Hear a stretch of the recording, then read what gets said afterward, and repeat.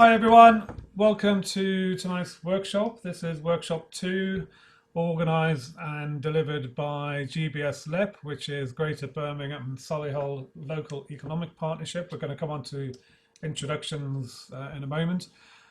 Today, what we are trying to explore is, given that we are now starting to reopen town centres, independent businesses are starting to open, a lot of retail businesses have already opened, a lot of restaurant businesses were able to open from last Saturday, although some have chosen not to yet. And then in terms of hairdressing, we had a lot of discussion last week helping hairdressers and barbers reopen, which they've mostly done now. So tonight we're going to look at how to analyze your business in the new normal. We're going to look at how has the customer changed. We're going to look at what are the sorts of things that you need to consider about your own business in terms of how have customer buying patterns changed, but what are the metrics you can use to assess your business, hence in section 3. And then we're going to go into just give you some pointers about how to plan for the future. So what are the things that you need to think about going forward? Because one thing that's very clear so far with a number of businesses that we've spoken to that have already opened is their expectation was to get the business open, then everything would be normal. Well, unfortunately, it's not. You know, the new normal is a strange place where customer visits are down, but customer spend seems to be up in some businesses, and some businesses are doing incredibly well and are really happy with their performance, but others are also really struggling. So it's about what can you do to proactively look at your business, analyze how it's trading, and then how can you plan for the future so you can say, right, what are my targets going to be over the next few months? How am I going to grow my business? So the session has been recorded. It will be available via WACAR. Mike, we're going to go on to introductions. So Mike and I are from the retail group. We're going to be doing most of the talking tonight. We have been running the business between us for nearly 25 years. This is what we do. We help town centres improve their performance. We help businesses, retail, big and small. Particularly recently, it's more on the independent side. And our definition of retail includes retail shopping, it includes hairdressing services, it includes food, it includes leisure. Basically, if you're on the high street in a town centre and you're selling to the public, you're a retail business. So if we are talking about specifics, try and think about your business in the round. So a lot of what we're going to be saying is going to be generic, and it's aimed at businesses which are still planning to reopen, but also businesses that have already opened and are trying to improve their performance. Wakar, would you like to say anything on behalf of GBSLEP as you are our client? Yes, thank you, Paul, for the introduction. Thank you, Mike, as well. Hello, everybody. And like Paul said, welcome to today's webinar session on business recovery. This is the second of a total of 3 sessions that Paul and Mike are delivering. The first one happened a week ago. Like Paul said, these are getting recorded and the presentations are being shared. So if anybody would like the first one or this one or the third one, do get in contact with me. Just a bit about myself and the GBSLEP Growth Hub. So my name is Waka and I work for the Growth Hub in the Greater Birmingham Solihull area.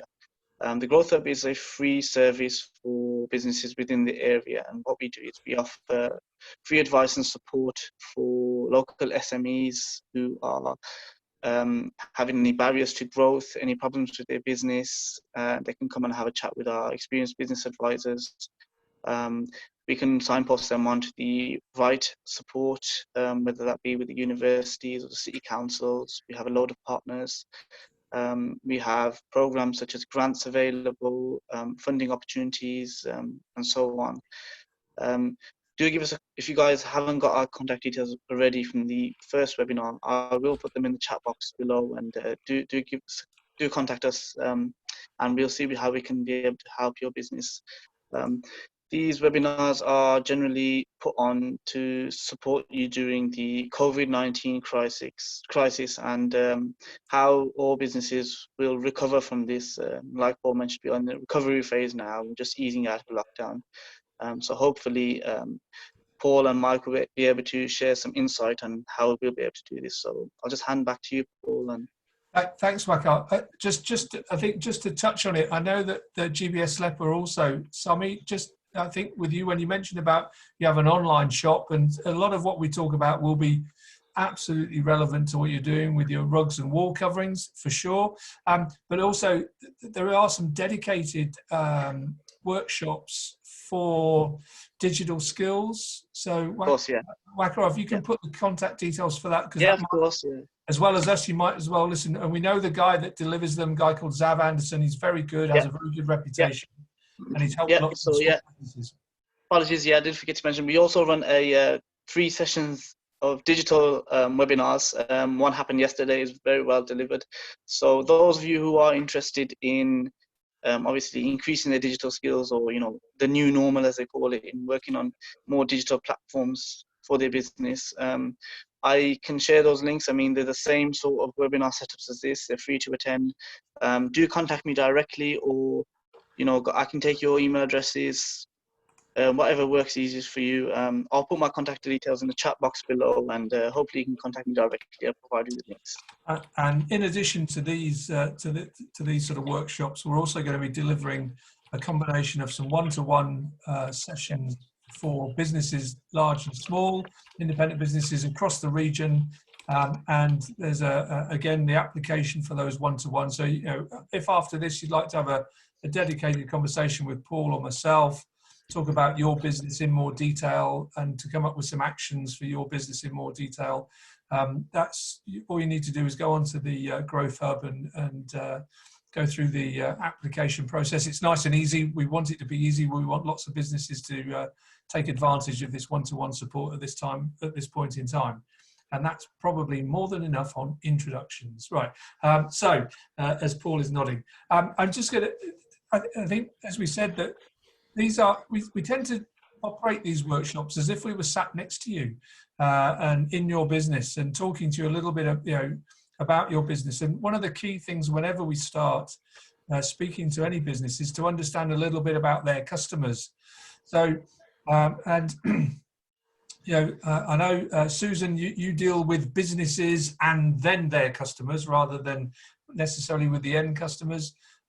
Sami, you're going to have existing customers already from your online business. So, I mean, have you noticed a change in their behaviour and how they interact with you since the lockdown and since recovery, or is it sort of pretty much carrying on as it normally does? Well, lockdown has led to Zooming being the new normal. The main thing is they're very cautious about going back face to face. I've actually had my first face-to-face meeting in 4 months with a customer. And that was strange because wearing masks, my glasses steamed up, so it made it very interesting. Trying to be a professional with steamed up glasses. Okay, no more. So I'm changing my mask because I don't want that happen again. Was that a full-on visor thing? No, it's just one of those non-surgical paper masks, but they just steam up. So if you haven't invested, don't. Get a better one. So I've got a better one to go to the next meeting with, but they're just very cautious and very wary. And it's strange because you can't shake hands and you're trying not to invade each other's space. So it's early days yet, but people want to get back face to face. These are very useful. They're very efficient, especially in the evenings with meetings. And they're a very efficient use of your time during the day because you're not having to travel to meetings. But it's ultimately your customers want to see you face to face. Yeah, it's interesting. We're seeing that caution is relevant in town centres and high streets. We're seeing that with lots of businesses that we're speaking to when we're talking to them on a one-to-one basis or in other webinars and workshops. We've had businesses actually say to us that what. One business was a traditional cobbler, a shoe repairer. And he was saying literally that he could see people with shoes under their arm coming up to his front door, looking in, but then not coming in. He said, well, I can tell they want to have some shoes repaired. And he actually spoke to Paul, and Paul got him to send him some pictures of his shop. And what was clear was that other than having sort of the risk assessment poster, he wasn't doing anything else to sort of emphasize the fact that he was safe and he was clean and he'd done all of the COVID stuff. You know, he didn't have a little display of hand sanitizer and disposable gloves and masks. And so we said to him, look, as much as you've got the official poster, you've still got to look safe. You've got to make it so that when people see your business, whatever it is, that they feel relaxed enough to come inside. And that was quite a big learning point. And you know, and he took it on board, and we now know that he's gone on and done that, made that, and it's just a simple table. You know, he only went to the supermarket and bought some sanitizer. It wasn't an expensive thing to do. Sorry, Paul, go on. There's a lot of confusing information out there about the customer, and we have some businesses telling us that, you know, life's never been so good, and we have other people telling us that, you know, they've done everything they can and their business is 10% of what it was prior to COVID. And I think it's very difficult to predict how that's going to continue going forward. But I think one thing's for sure, you know, as Mike says, you've got to do the things that you can, and then, but you also need to accept that the consumer mindset is different. Some are going to be nervous, some are going to be very confident. Some are going to be spending very little because they don't know how the economics are going to go. Others are going to be thinking, well, if I'm going to go in, I might as well make it worth my while, get 2 or 3 weeks worth of stuff. We were working for a deli a couple of weeks ago, and their average spend was 3 times what it was prior to COVID. And that's mainly because people are coming in and thinking, right, I'm just going to basically get all the essentials now. So the important thing to do is just to kind of look at how your customers change. You know, is it the same? Are they coming in as groups? Are they coming in individually? Are they coming in more frequently? Are they coming in less frequently? Are they spending more? Are they trying to condense? Are they time pressed? So therefore they're trying to do the transaction quite quickly. Do they want to get in and do they want to get out? And in some cases, they might even want to have a chat because they're feeling lonely. So, you know, it's really important just to look at it from the perspective of your business, from your customer, and to see how their patterns have changed so that you can then try and cater for those different customer groups and try and work out what type of people and what they're looking for as part of the transaction. The problem is, you see, that Paul keeps stealing all my thunder. Anyway, right. Hello, Claire. We haven't said hello. Hi. What sort of, before I go any further, just to make sure I give some relevant examples for you, what sort of business do you operate? We are accounting and bookkeeping. Oh, right. Okay. Excellent. Yeah. And is that sort of, you provide that as a central service to other businesses? Yeah, it's business to business. Excellent. All right. Okay. Right. Well, typically we ask when we meet with businesses, and we ask them about, you know, tell us a bit about your customer. The sort of favourite answer, the first answer we normally get is, oh, well, we deal with everyone and anyone. And you say, okay, well, that's not particularly helpful if you're going to start thinking about how do I increase my business because I deal with everyone and everyone. So we start to sort of prompt them into the sort of things that you know. And regardless of business, you know, with your business, you'll know that you've got I guess you have a combination of regulars and repeat clients, and then there'll be, you know, new people that find you either as a one-off or for a new person that then becomes a regular and a repeat. Yeah. You know, and that will be the same with any sort of business. Sami, you know, you may well have people who are buying from you more than once. And once they've bought from you, and then they're recommending you to other people. But, you know, I think the key thing is to understand what is it about your business that makes people choose to buy from you. These are key things. And now that may well have changed as a result of COVID, but actually if you think back to pre-COVID and understand those triggers, and is it because you've got an exclusive product, you provide a service that nobody else does, you give great customer service, you have created lots of loyalty. There'll be a whole variety of reasons, but the key thing is how you use that information to then go on to start to sort of develop some sort of understand some key metrics. And regardless, whilst this page is probably geared to high street shops and high street businesses in terms of some of the metrics. But, you know, Paul and I, even for our business, and we're a consulting business, we talk about our average project size, the average length of a project, the number of repeat customers we have as a percentage. So we look at different metrics in regard to our business. And what we've established over a long time of delivering this sort of information and this sort of support is the more that you understand those metrics, the more you understand, what's my typical spend, how often do they use me, what's the frequency that they use me, that you can start to understand the reasons that they buy from you. And then the more you understand those reasons that they buy from you, the more you can start to roll that forward into preparing a plan and a trading plan going forward and a business plan going forward. And that's what we're trying to sort of get at from today. One thing to add, Mike, is some of this information will be readily available. Some of it you might be able to work it out. Some of it's going to be objective and quantifiable, and some of it's going to be qualitative. So, one of the one of the sort of key opportunities at the moment in this uncertain climate is typically customers are choosing to shop local, and shops, businesses, restaurants, service businesses that can demonstrate they've changed, they can demonstrate that they're safe to use, they can make it easy for the customer to use, and can provide a personal service, as in people want to shop local. People enjoy, there's a lot of loyalty around at the moment. So if you can continue to look after your existing customers, but if you can convert to more customers, if you are still providing that level of personal service and that personality in your branding, in how you operate, in the level of, it's just going that extra sort of extra mile.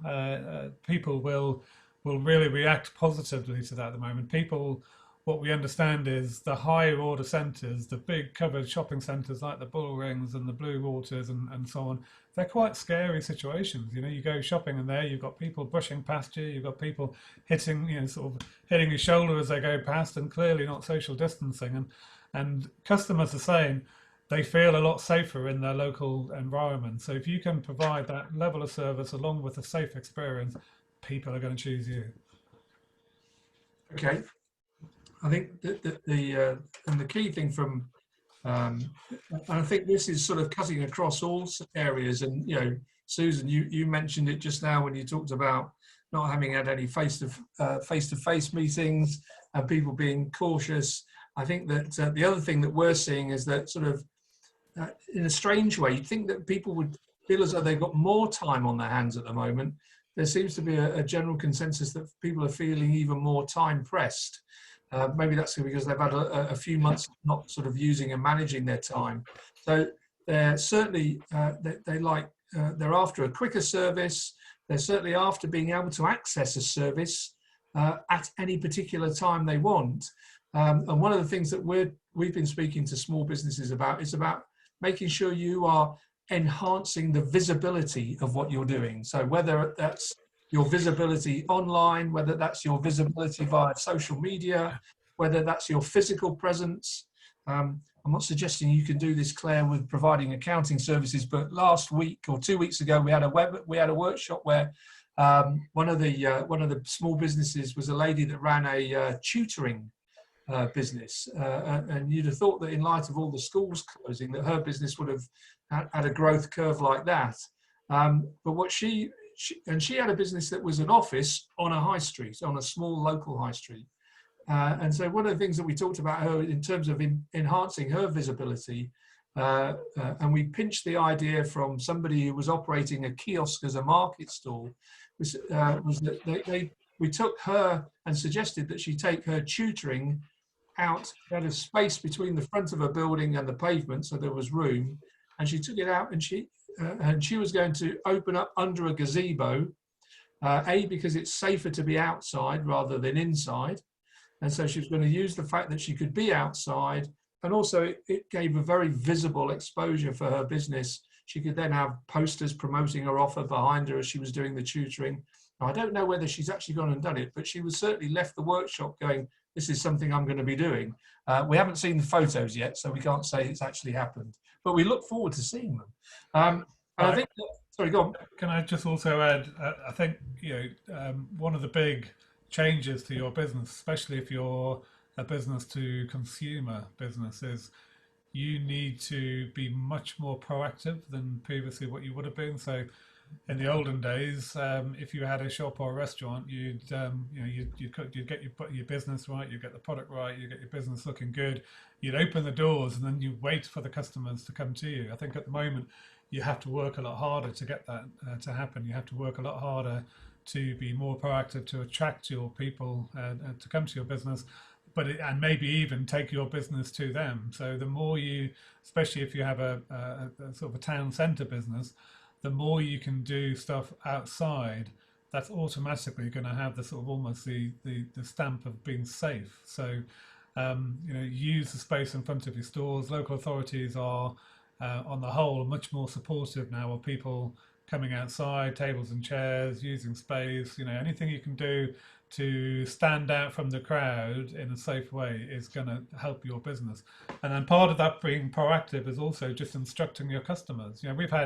We've had businesses tell us that customers are coming to the door and saying, can I come in? It's almost like, what do I need to do? How do I use your shop? So some people are going to want to pick up the product. Some people are not going to want to pick up the product. Some people are going to want to come straight in and up to the counter. Other people are going to look at the queue and go, oh, I have to go to the queue. So just make it clear, whatever changes you've done to your business, make it clear how you want the customer to use you. I think, and just and again, just coming back to both Susan, Claire, you're providing services to people, and one of the things that we're seeing, just if I'm relating what we're doing in our business now, when we're a service provider, quite often we do a lot of survey work in town centres, and it's interesting, Paul and I always talk for our business about, we try to make it easy for our customers to choose to use us. It's a strap line we use time and time again about making it easy. But actually, one of the things that we've started to do now is that we've also said they also need to know, it needs to be easy for them to understand that we're safe in what we're doing. So we would never have thought about having a safe questionnaire and a safe process for doing a shopper survey, or a safe process for doing a business survey. But now when we're speaking to our clients, we're saying, well, we can deliver this service in a very safe way. We've thought through about how it can be COVID secure. And so we're actually building that into as part of our new norm. We're now sort of writing proposals and submitting tenders and providing quotes with all of this built into it. It's just become part of our normal process. So even on our business to business basis, we're making a point that we've thought through that and thought about how we can deliver it in a very safe way. Leads you on to the next page. Thank you very much. All right. Yeah. So here we go. I'm going to ask a question now. So how do you what are your current measures for success, Claire or Susan? How do you currently measure and view success within your business?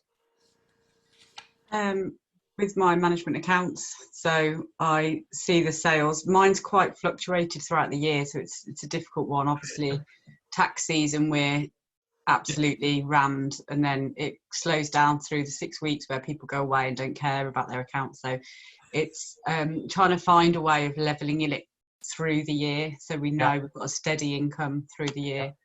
That's our aim, really. Okay, that's all right. I don't know how you do this, or maybe I do, but we had a similar sort of conversation just a couple of weeks ago with a business that was a print, Call Quick. They were a high street print service, and what they found that they, like you, they had particular periods where they were super busy. And then there would be complete, almost to the point of somebody saying, have we opened the door, or have we forgotten to turn the phones on? It was that sort of, sharp. So what they've started to do is actually make a point of promoting their quiet periods and saying, we are able to do fast printing at this point in time. We're able to, and at this point in time, we'll be able to deliver this and not only use it as a selling point. We can deliver it to you. And then the flip side was what we have done. We ran a dedicated course for hairdressers and barbers, and what was clear that they were sort of, I'm sure you've seen it in the press, they were opening at 4 a.m. to deal with their peak of people wanting to go back and have their hair done. And what some of them were doing was saying, well, at our really peak periods, we will only deliver short services, so quick, easy haircuts, as it were, rather than the full highlights and all the other treatments that I know nothing about, as you can tell with hair like this. But I understand the difference between a quick service and a long service. So, and what they were doing is in their peak periods, they were only providing quick pieces of work, and then they were targeting the longer pieces of work to the quieter times, even to the point where one of them was in their windows. They were able to, they TV screen, and they were going, our next available colour appointment is Tuesday at 4. So in other words, that was when the next appointment was. So they were really looking differently about how they allocate their time at this particular period. I don't know whether that's something that is physically possible or doable, but I think it's just an interesting, different way to look at it. Yeah, I think there's definitely something in kind of using the quiet periods as a selling point and to advantage, and being able to say, well, if you want me to do your tax return and you give it to me now, I can turn it over in 4 weeks instead of however long. So yeah, it's definitely something that I could look at. Yeah, just build that. Paul, go on. I think it's back to my comment about being proactive. It's about proactively managing the throughput of your customers. So you're avoiding periods where you're losing business because you're too busy. We've got a local butcher to ours, and he's traded all the way through, and particularly when the supermarkets were struggling to keep up with demand. The queue outside his business on a Saturday morning was 15, 16 deep. It would take, literally, I went once and it took over an hour just to basically buy some food. It was a really hot weekend near Easter.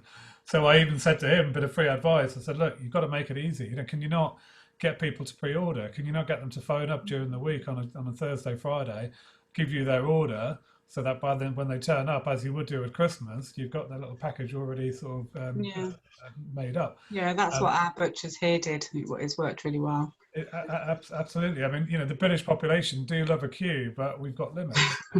About 10, 15 minutes is about the limit. So, it's about being proactive and managing the throughput of your business. And as Mike says, making sure that you're using all the downtime and you're not losing sales in that period. Well, I'm going to jump on now in terms of success measures, because you mentioned the word queue. These are sort of some of the typical key performance indicators. Neither Paul nor I are a big fan of 3-letter acronyms, but the success measures, and we've all got various versions of this: the average spend, the average transaction, the number of transactions we can process in a week, or the number of accounts we can process. In retail businesses, it's broken down to hourly, daily. Online businesses, it's the number of people that look at your website compared to the number of people that actually purchase, and so on and so forth. There's endless. But interestingly, some businesses are now factoring in the length of their queue as a success measure. That we either need to speed up the service so that the queue's never more than 2 outside, and also the other factor is that they realise if they're going to allow fewer people into their business, then they've got to really work much harder and Paul's about increasing that average transaction value. And that's even if something about our business over the years. Every 6 months we look at how many projects we've delivered, what was the project value. We have an average project value, and it's quite simply that we say, well, actually, if in the next 6 months, if we can increase our average project value by £50 or £100 or £500 or £5,000, whatever the figure is, that makes a big difference to our small business. And I think that it's so. But interestingly, we've worked with retail businesses. They say, well, they go, right, okay, we have to increase the average transaction value. And then you say, how are you going to do that? And they look at you a bit blank. You can say, well, that's your target. But in order to increase the average transaction value, are you going to have promotions that, the classic, 3 for 2? Or are you going to have promotions that are the, spend this and get X off?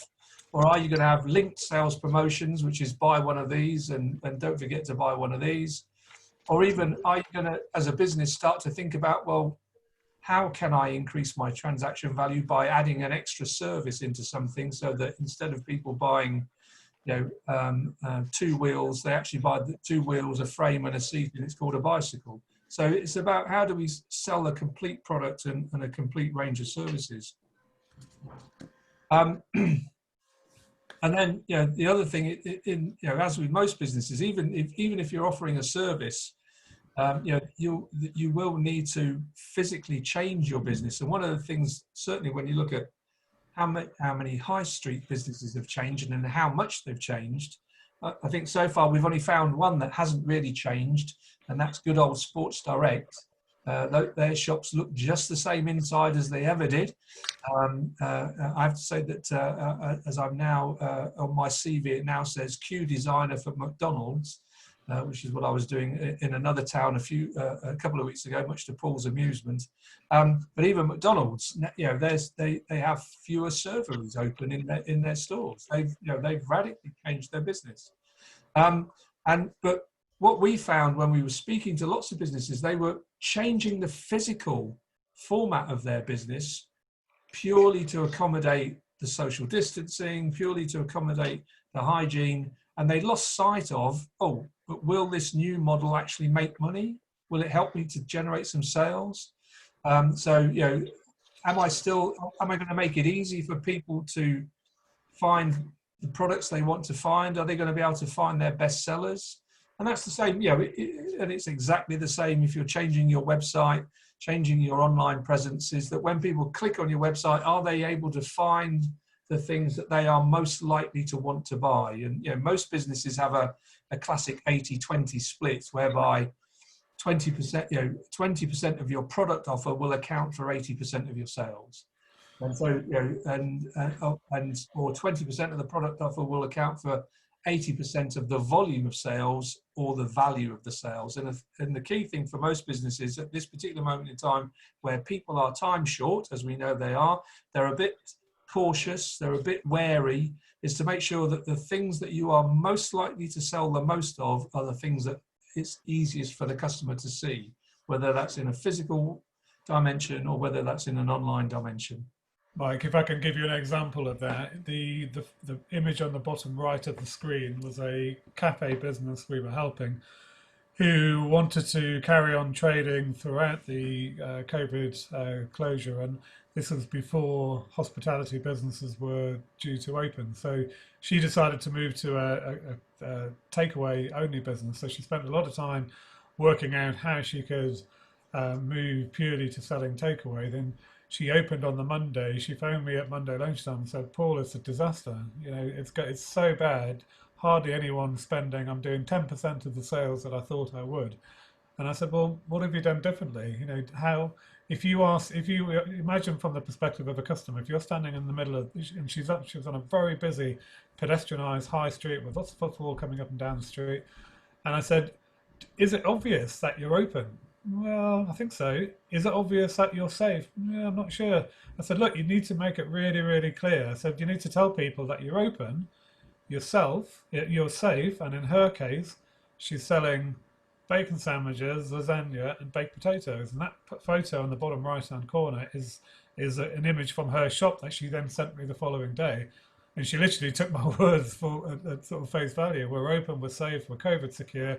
And underneath there, what you can't see is she wrote down on a piece of paper her top 10 best-selling items, so people could really see as they walk past, time pressed, a little bit stressed. Oh, they're selling a cup of tea and a bacon sandwich. Perfect. Okay, I mean, I think that, again, sorry, that's just prompted another thought. Coming back to Claire, back to your business model. One of the things that we've seen a number of other service providers do, and whether that's framers, whether that's hair, whether that's cobblers, whatever it may be, is that when you are receiving the product or the service that you are currently buying, they're already selling you the next one. So in your world, I guess, when you've done their annual accounts or you've done their tax return, as part of giving them the accounts and the tax return back, it's about almost having a fill this in, drop me an email, complete this form for when you'd like us to do the next one. So it's almost getting them to, you probably already do something like it, but it's about getting them to pre-book in the next one, or even, when for some towns, we do an annual survey of businesses. So when when we've delivered the report and we've given the presentation, we actually say, when do you want us to do next year's? So not do you want us to do next year's, but when? And then then straight away gives us a great reason to go back to them the following year. So I think that there's that sort of approach. Yeah, no, that's a good idea. Just try and tie them in. Yeah. Because that's one thing that people never want to tie in is getting their paperwork to you. So. Yeah, I know. Well, there you go. Here you go. Here's my challenge for you then. Okay. It is a challenge for you. How do you make it easier for them to get their paperwork to you? How can you make it easier? You don't have to answer it just now, but that's a thought. How can I sit there and make it easier for whoever to send me their paperwork? Anyway, it's okay. something we're going to be thinking about that. Sorry, Paul. Something we're going to come on to in a couple of slides, and we do need to be conscious of the time, Mike. We've only got 15 minutes left. We're going to come into a how do you define success? How do you measure success? And some of that's quantitative, some of that's qualitative, and some of that could be in your case, Claire, just there now, which is, have I got 10% of my business is signed up to redo their accounts in 6 months' time? Whatever those measures might be, they need to be obviously specific and unique to your business. But it's about thinking ahead and thinking what is future success, and how can I work towards achieving that? Yeah, the next. Yeah. Great, thank you. And I think, at first glance, this page could look very sort of high street oriented, but actually, all of us have queues, all of us have people who are waiting, all of us within each of our business model. So, and I think that, there are, one of the things that we've seen, which is quite curious, that we are seeing at the moment is businesses in one sector are actually pinching ideas from another sector. So we've seen retail businesses that are now operating dual queue systems to come into shops, which is the sort of thing cinemas have been doing for years. You've got the pre-booked ticket, you go in through one set of doors and away you go. If you haven't pre-booked, you have to wait your turn and it takes a bit longer. So and there are shops that are doing that. There's also, all of a sudden shops are sort of, individual shops are even trying to create the Argos version, which is effective look and leave. And so they look around the shop, and because they're time poor and because they don't want to sort of occupy the shop and cause a queue, instead of sort of helping themselves, they give the retailer a list saying, this is what I need, this is what I'd like to buy. You pull it all together as part of your service, and then send me a text when it's ready for me to come and pick it up. So there's this sort of whole, as much as we've got click and collect from online through to physical stores, even within shops, there's a whole look and leave side. So, as to whether you can apply that principle to your own businesses, that's something for you to have a think about. But whatever the service, however you deliver your service, don't forget that fact that it's there to help generate sales. And one of the things that, as I said, we've become aware of is that people are become very safety conscious, very COVID conscious. They're changing their layout, but they've forgotten this thing that at the end of the day, we're here to generate some turnover. And Paul's already touched on some of these, that this idea that, many businesses are now going, well, we've changed. Yep, we're open. Success. We've actually up and trading. We've got through it and we're still here.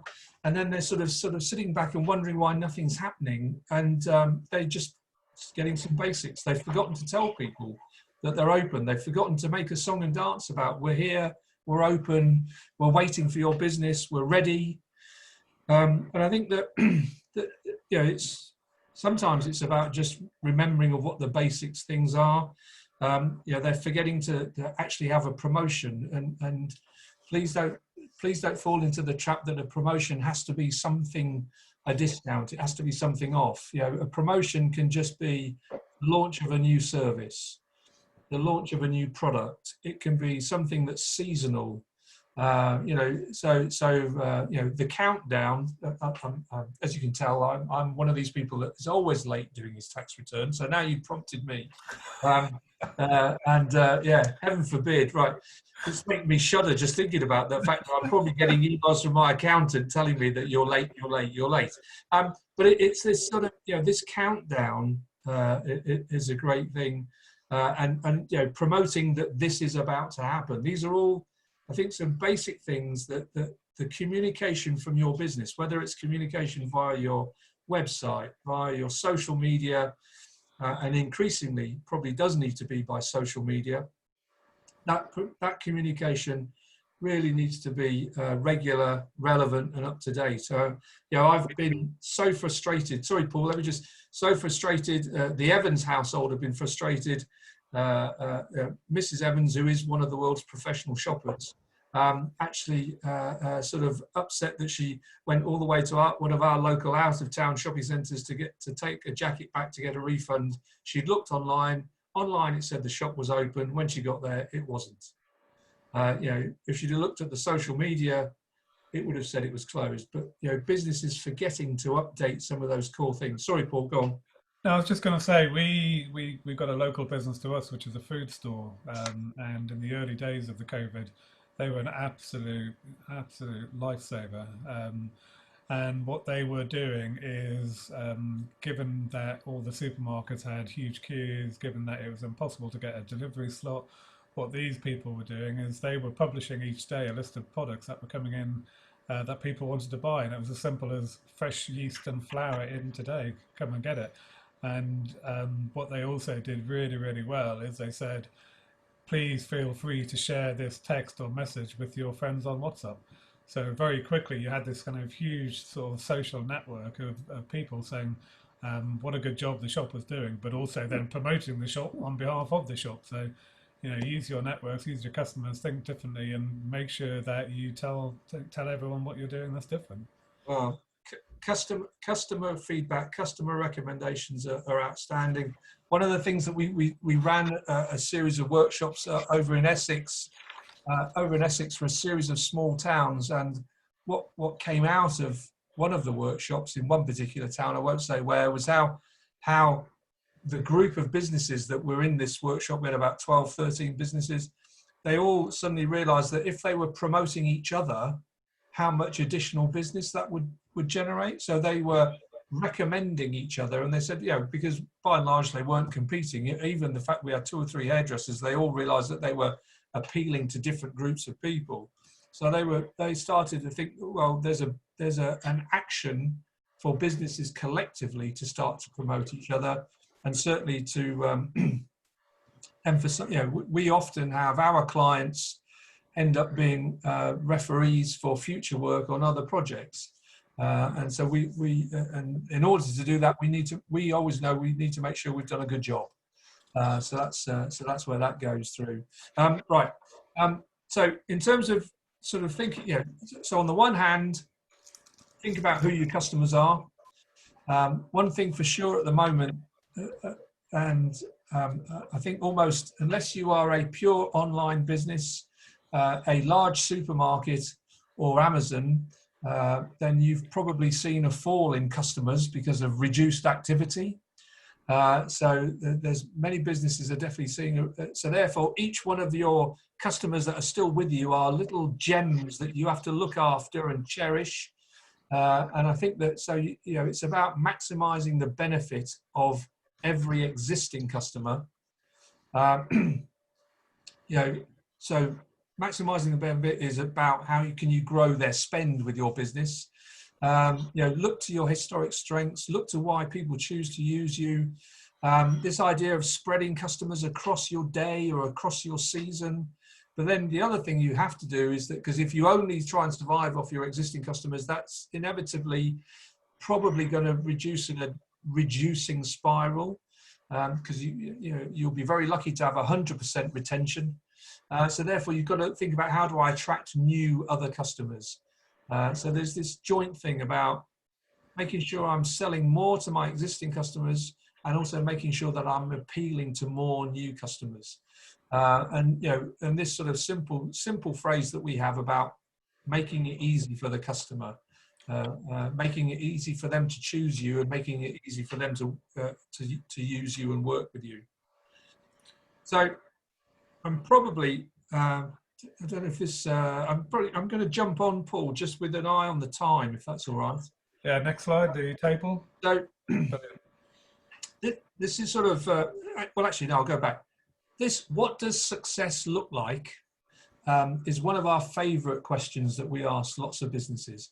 What does success look like? And you know, that will be, we've had some very strange answers to that. One was, somebody said a very big yacht.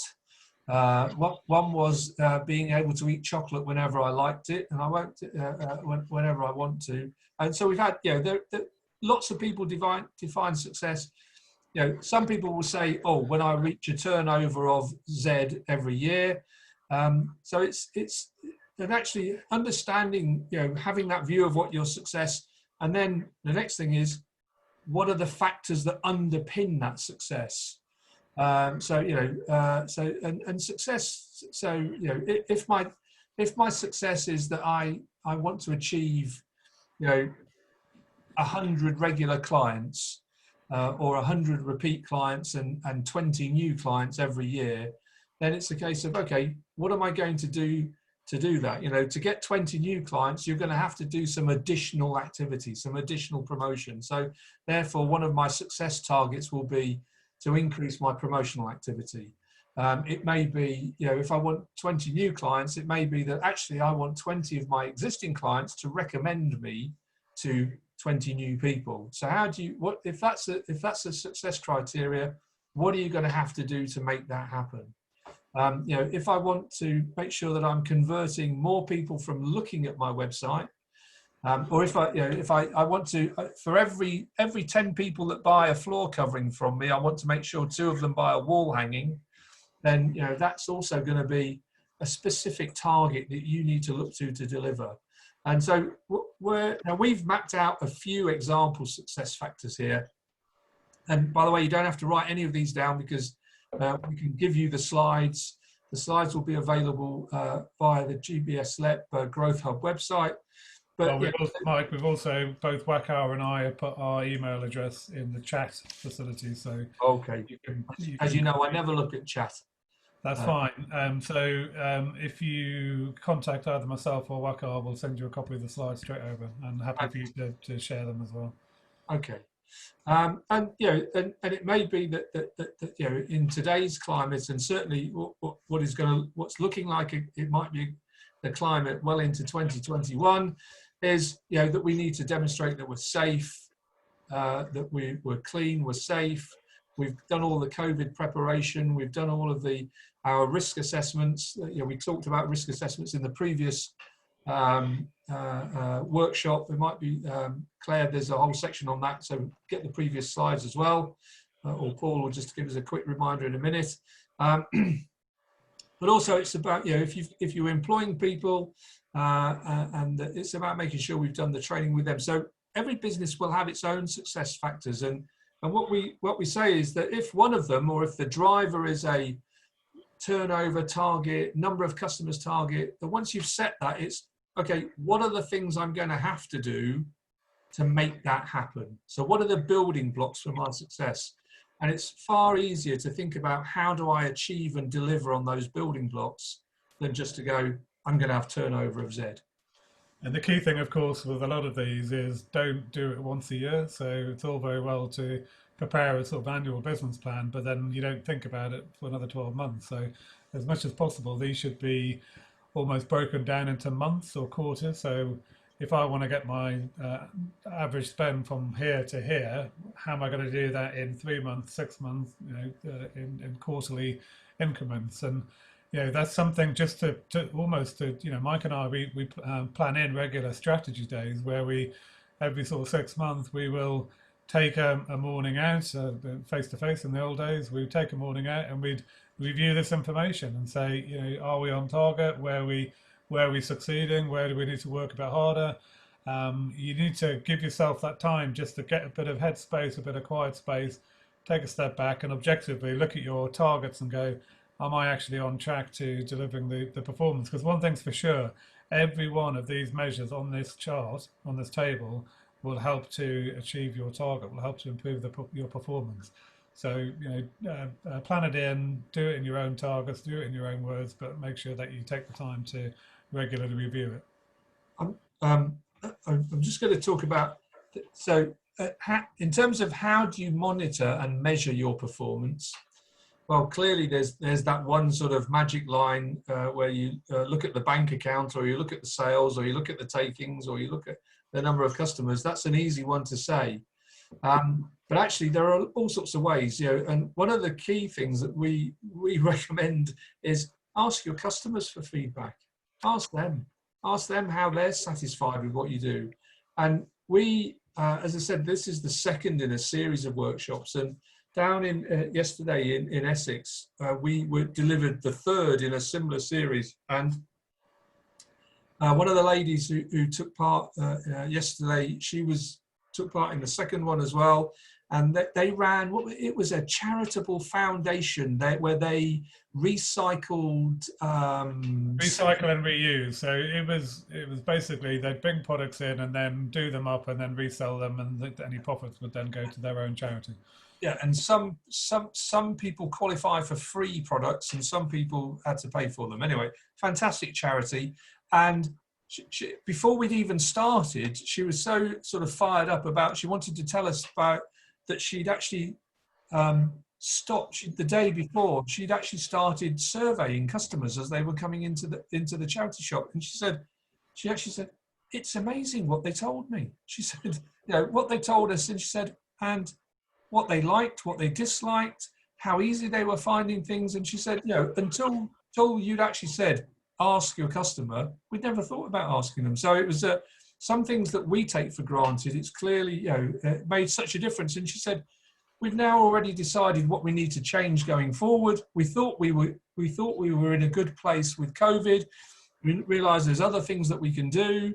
Anyway, it was just a really interesting reaction. So aside from asking the customer, there's clearly things that you can do to monitor. And as Paul said, don't just wait once a year, but equally, don't expect an instantaneous reaction. Give the change a chance. Give it a week, a month. Actually, almost the measure is to think about your customer frequency. If you're a business that has daily customers, then you might be able to monitor it after a week. If you're a business that has weekly customers, you might be able to monitor it after a month, and so on and so on. If you're a business that has yearly customers, you might want to monitor it after one cycle of customers, or immediately as those come. And a key part of getting the customer feedback, have they noticed? One of the things that we talk about with retail businesses, there's a simple exercise we do in terms of, do people notice? Do they notice what's in your window? And most retailers, oh yeah, we're great, we have really good windows. We go and take the business to stand the other side of the road from where their window is, and ask them to look to see whether people actually look at the windows. And then you get a true reflection of whether these things are working. So I know that's for a physical store, and you guys are offering services, but again, it's about, are people noticing what we're doing?